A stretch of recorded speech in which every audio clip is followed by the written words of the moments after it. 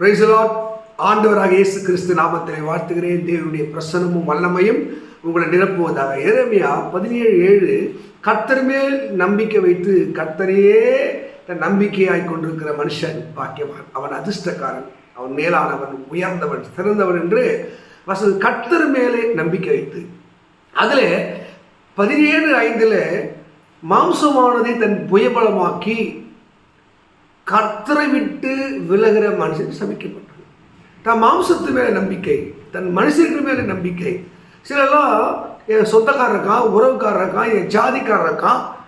இது ஒரு வேளை உலகத்துக்கு, உலக வாழ்க்கைக்கு செட் ஆகும். பரிசுத்த வாழ்க்கைக்கு இங்கே அப்போஸ்தலர்கள் 10ஆம் அதிகாரம் 35 வசனம், எந்த ஜாதி எந்த ஜனத்தை ஆகிலும் அவருக்கு பயந்து அவருக்கு சித்தமானதை எவன் செய்கிறானோ அவனே அவருக்கு உகந்தவன். நல்ல கவனிங்க, என் சொந்தக்காரர் இருக்கான், என் ஜாதிக்காரர் இருக்கான். இன்றைக்கு அந்த ஜாதி பெருமை, சொந்த பெருமை, மண் பெருமை, இன்னைக்கு அநேகர் வாழ்க்கை நாசமாக போனதுக்கு இன்னைக்கு ஊழியத்தில் கூட ஒரு சில என் சொந்தக்காரெலாம் வந்துடுவான், இவெல்லாம் வந்துடுவான், நான் கூப்பிட்டா வந்துடுவான். இன்றைக்கு அந்த மாதிரி மாம்சத்திலே ஊழியத்தை துவங்கினவர் இல்லாமல் போயிருக்கிறார்கள்.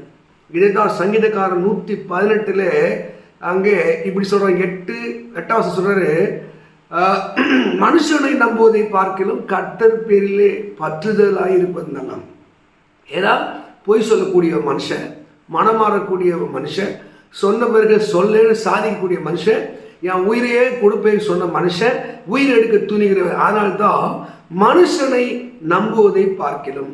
9ஆம் வசனம் சொல்லி சங்கீதம் 118:9 பிரபுக்களை நம்புவதை பார்க்கலும். சில பணம் வச்சிருக்கவன், அப்போ வசதியானவன். இந்த ஊழியத்தில் கூட சில வசதியான விசுவாசிகள் இருப்பார்கள், வசதி படைத்து இருப்பார்கள், ஊழியத்தை கொடுக்கிற மக்கள் இருப்பார்கள், அதிகாரங்கள் இருப்பார்கள், அரசியல்வாதி இருப்பார்கள், தலைவர்கள் இருப்பார்கள், அரசாங்க உத்தியோகம் இருப்பார்கள். அவங்க வேலை நம்பக்கூடாத இடத்துல அவர்களையே நம்பிக்கை கொள்ளக்கூடாது. கர்த்தர் தான் ஊழியத்தில் அவங்களாம் தரார், கர்த்தர் தான் அவங்களை உழைத்து வைக்கிறார். அதனால தான் பிரபுவை நம்புவது பார்க்கிறோம் கர்த்தர் பேரிலே பற்றுதலாக இருப்பது நலம். மக்களே, உங்கள் நம்பிக்கை, உங்களுடைய எதிர்பார்ப்பு, உங்களுடைய ஆசீர்வாதம் இறைவனாக இருந்தால் உங்கள் நம்பிக்கை ஒரு நாளும் தளர்ந்து போகாது. ஆண்டவர் உங்கள் நம்பிக்கை தக்க, உங்கள் விசுவாசத்தக்க பலனை தந்து அவர் ஆசீர்வார். எத்தனை பேர் இந்த பூமியில் மாம்சத்தை நம்பி மாம்சோட புயபலமாக்கி அவங்க தோற்று போயிருக்கிறாங்க. எத்தனையோ விளையாட்டு வீரர்கள், அரசியல்வாதிகள், அறிவாளிகள், ஹிட்லர், மிசோலின்லாம் பார்த்தீங்கன்னா அவங்க பயங்கரமான மாம்சத்து மேல் நம்பி அவங்களோட முடிவு மோசமாக இருந்தது. அங்கே புருஸ்லி என்று சொல்கிற மாதிரி 230 கரண்ட் வோல்டேஜ் வந்தாலும் 1வது அற்பமாவோட மரணங்கள், எத்தனை இல்லை ஷார்ட்டாக மரணம் முடிந்து போகிறது. நீங்கள் மாம்சத்து மேல் நம்பிக்கை வைக்காதீங்க. ரட்சிக்கப்பட்ட ஜனமே, கர்த்தருக்கு பயப்படும் ஜனமே, நீங்கள் அங்கே பவுல் சொல்றாரு, நான் ஒருவனையும் மாம்சத்தின்படி அறியேன், என் ஊருக்காரன் ஜாதிக்காரன்.